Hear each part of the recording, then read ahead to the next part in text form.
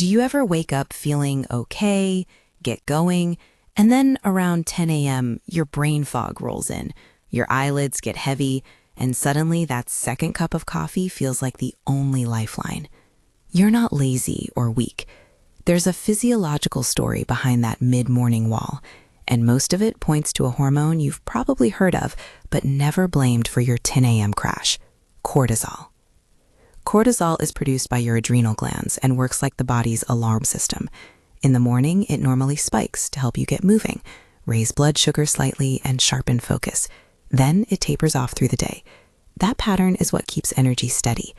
But when sleep, stress, food, caffeine, and even women's reproductive hormones interact in unhelpful ways, that neat rhythm can get scrambled, leading to a pattern of spikes and rebounds that leave you exhausted mid-morning. Think of repeated cortisol surges as tiny drops of acid on your collagen. Over time, they wear down resilience, not just in your energy, but in your skin's repair capacity too. So what creates that 10 a.m. slump? There isn't a single universal cause, but a set of common, plausible drivers that often overlap. First, sleep quality and quantity. If you're not getting deep, restorative sleep, the cortisol awakening response, your morning spike, can be flattened or inconsistent.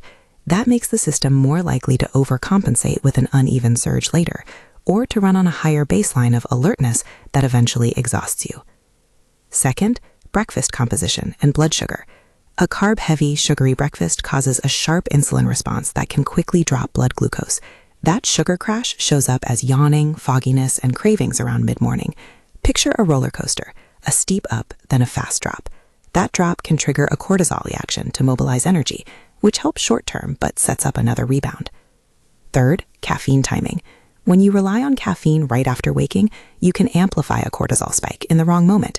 The initial lift feels good, but for some people it leads to a later dip, especially if sleep and blood sugar are already off balance.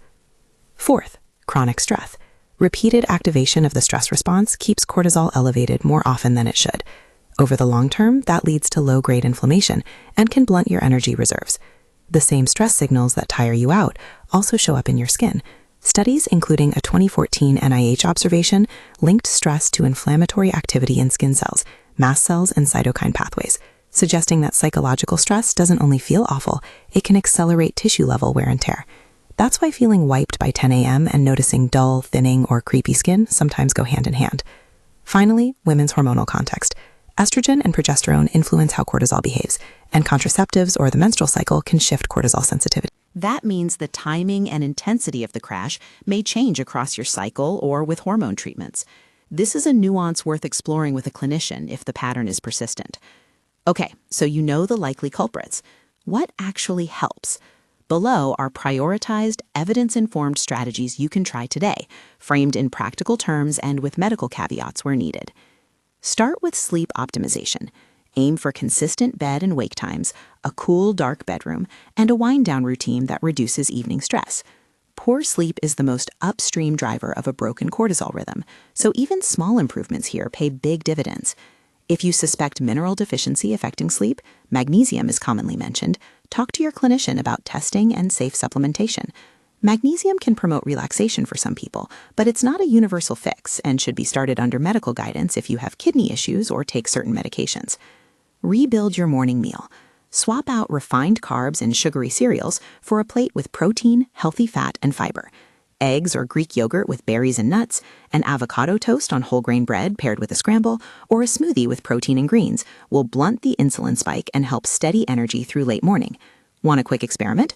Try shifting one sugary breakfast to a protein-rich option for a week and note your alertness at 9, 10, and 11 a.m. Rethink coffee timing and dose.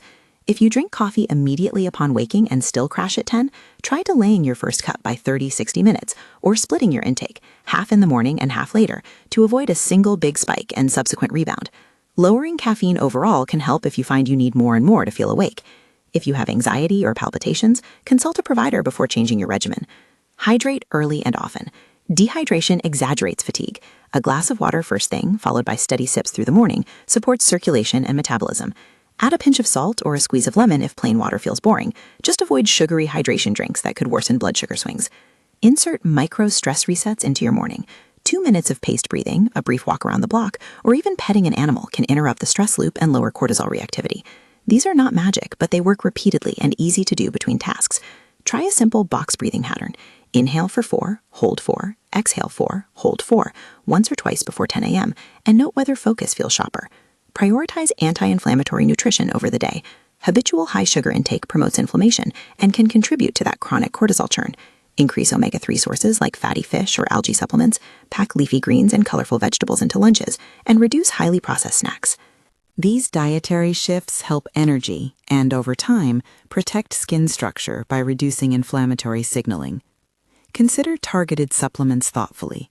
Some compounds, flavonoid-rich botanical extracts and certain proteoglycan-supporting nutrients, have been explored for their protective effects in stress-related skin inflammation and systemic oxidative stress. The 2014 NIH observation highlighted stress-driven inflammatory responses in skin, and flavonoids have known anti-inflammatory properties in lab contexts. However, supplements are adjuncts, not cures, and evidence varies. Always consult a healthcare professional before starting anything new, especially if you're pregnant, nursing, taking medications, or have a chronic condition. If your 10 a.m. crash is frequent, severe, or progressing, check in with a clinician. There are tests and history taking that can identify patterns: sleep apnea, thyroid issues, blood sugar dysregulation, or mood disorders that require specific paths. Never ignore persistent symptoms, and don't self-diagnose based on a single theory. Want a simple, practical plan you can implement immediately? Try this 14-day morning experiment and journal how you feel between 9 and 11 a.m. It's low-tech, but tracking is the key to learning what really moves the needle for you. 1. Sleep window. Go to bed and wake up within a 30-minute range each day. No screens 30 minutes before bed. 2. Hydration start. Drink 1 full glass of water within 10 minutes of waking. 3. Protein first breakfast. Include at least 1 clear protein source plus healthy fat and fiber. 4. Delay or split caffeine. Postpone your first coffee by 30 to 60 minutes or split your usual dose. 5. 2-minute reset before 10 a.m. Breathing exercise, quick walk, or pet time. 6. Mid-morning snack plan. If you need something, choose protein plus fiber. Nuts, cottage cheese, hummus, and veg. 7. Journal energy. Note your alertness at 9 a.m., 10 a.m., and 11 a.m. each day. 1 line about sleep quality and 1 line about what you ate. Try this routine for 2 weeks before making big judgments. Small, consistent changes reveal patterns faster than chasing a single fix. Many women find that stabilizing sleep and breakfast composition plus brief stress breaks reduce or eliminate that 10 a.m. wall. To recap, your mid-morning crash is rarely mysterious. It's usually the product of a few interacting systems: cortisol rhythm, blood sugar responses, caffeine effects, cumulative stress, and women's hormone influences. These forces affect both how you feel and how your skin ages. You can't erase decades of wear overnight, but you can blunt the daily hits by prioritizing sleep, adjusting food and caffeine, staying hydrated, using brief stress resets, and considering nutrition that supports resilience. If symptoms persist, consult a healthcare professional for individualized evaluation. If this spoke to you and you want more science-based, practical fixes for energy and skin, subscribe. There's a helpful checklist and links to the studies in the description.